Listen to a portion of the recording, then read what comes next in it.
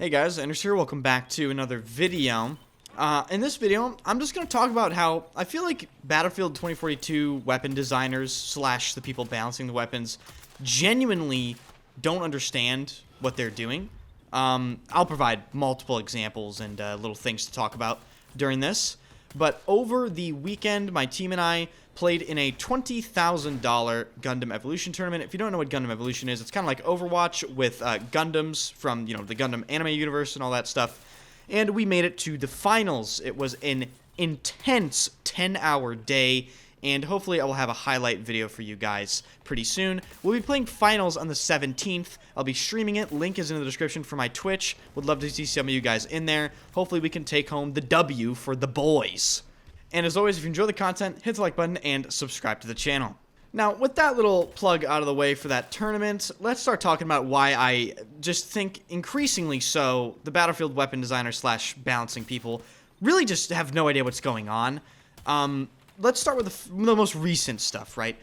The Battlefield weapon designers recently buffed the AC-42, which in my opinion, and I think in some people's opinions, was already overpowered. And to compound this, in a previous patch a while ago, they have increased the AR headshot multiplier from 2x to 2.15x, and that is obviously incredibly high.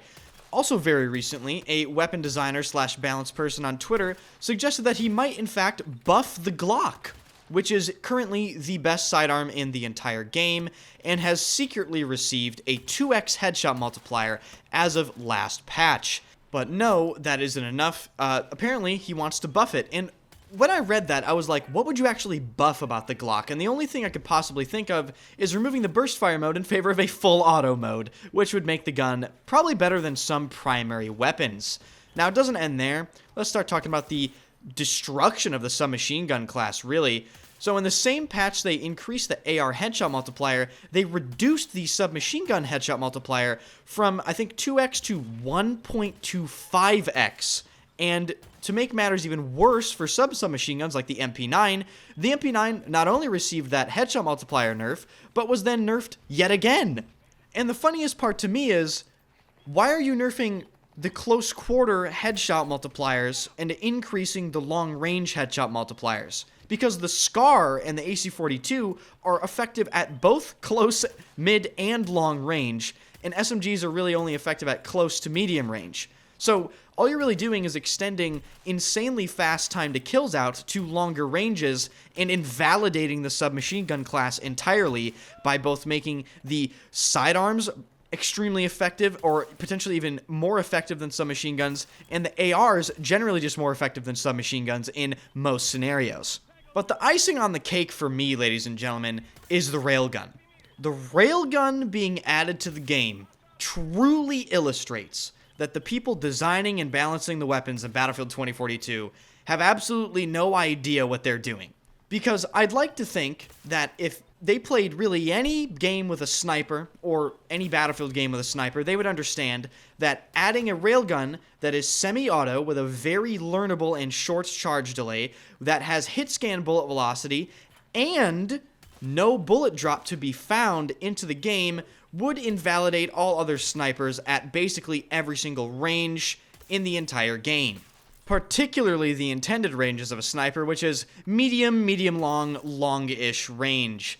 And if invalidating the snipers at their intended ranges wasn't enough, let's take a second to remember the fact that DICE also invalidated snipers in their unintended ranges by removing the 20-meter one-shot body shot range, thus essentially destroying aggressive recon that many players enjoyed doing. It's particularly Decisive. I don't know if anyone's watched him on Twitch. Decisive kind of made aggressive recon in Battlefield 2042 more popular. He does it on stream quite a bit, and I don't believe he's actually done it since. And finally, let's talk about the vault weapons in Battlefield 2042.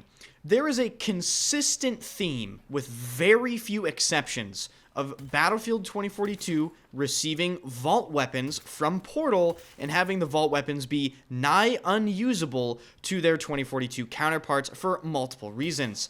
The best example that is recent of this is the M240B, which in my opinion is without question the worst LMG in the entire game right now. the M240B couldn't hit the broadside of a barn in comparison to the LCMG, Avances, PKP, XM8, etc., etc. The XM8, I would say, is the rare exception of vault weapons not being terrible when they're moved over from Portal to the base game, but like I said, that's a rare exception. Pretty much 99% of the vault weapons so far that have been moved over are complete trash.